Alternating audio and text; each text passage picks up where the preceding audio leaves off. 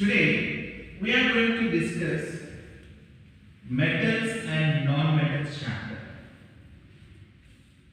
We know totally more than 100 elements are there. These elements, some are classified as metals, some are classified as non-metals, few are metalloids. So any element, either it would be metal, non-metal or metalloid. In our day-to-day life, we use lot of metals. When you open the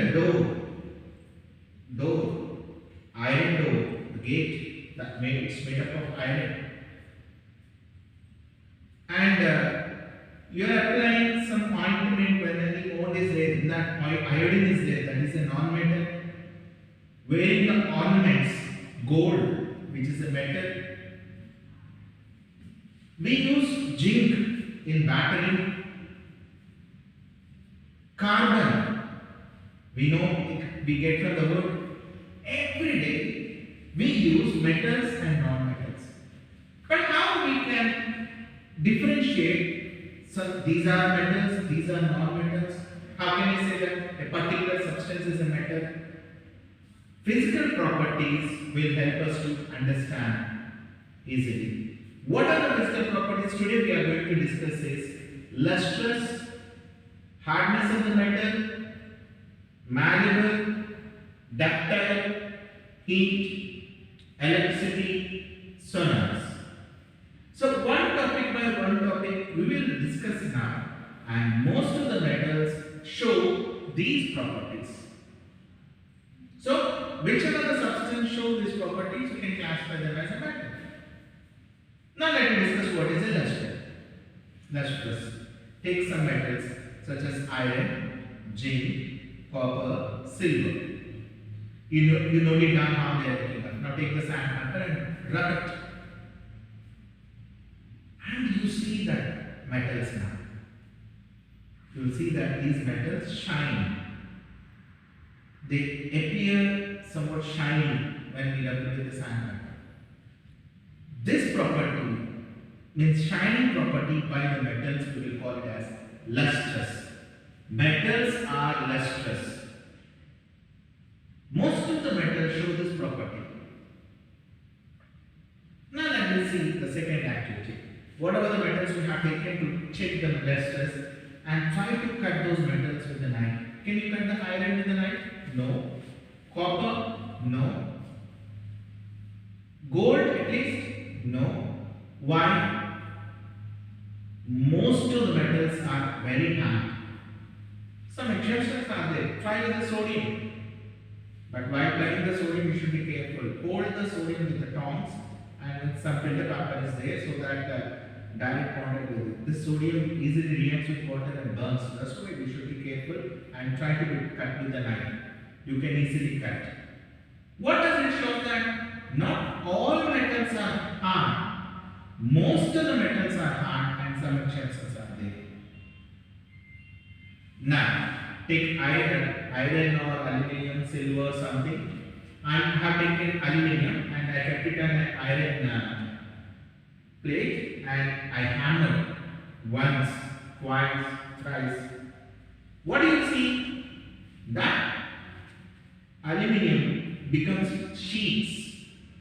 So when you hammer the metals, if it forms into sheets, the ability to form that sheets, we call that property is malleable. Most of the metals show that malleable.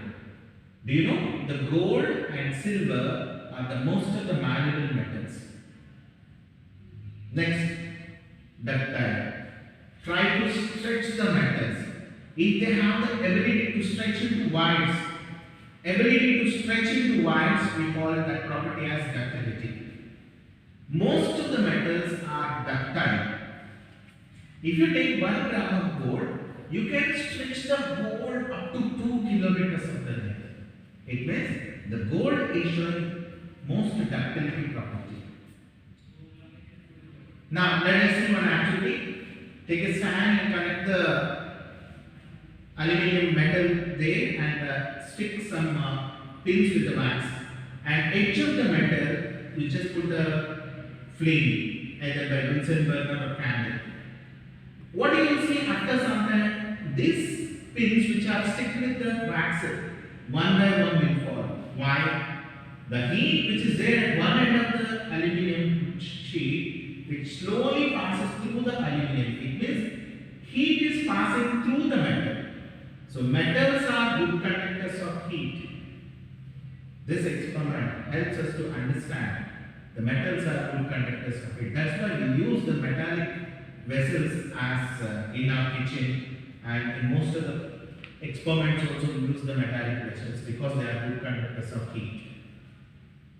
Now we'll do the simple experiment. Take a battery, connect it to the wires, and between the wires you put iron ring. Switch on.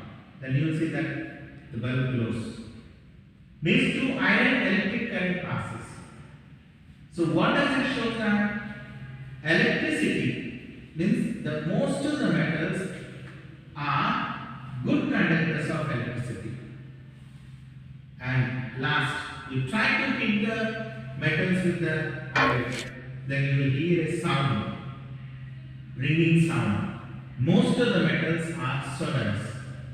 So now what did we have seen now? Shining property, what do we call it as? Lustrous, hardness, ability to form into sheets, malleable, ability to stretch into wire, ductile, ability to conduct heat, good conductors, ability to allow the electric current, good conductors of electricity, ringing sound it produces, means sonorous. Most of the metal show these properties. Most of the metals are lustrous, most of the metals are hard, most of the metals are malleable, most of the metals are ductile, most of the metals are good conductors of heat and electricity, most of the metals are good conductors of heat and electricity, and most of the metals are sonorous. So if any substance shows any of these properties, you can consider that particular thing as a metal. And what about the non-metals? Non-metals do not show these properties here and often.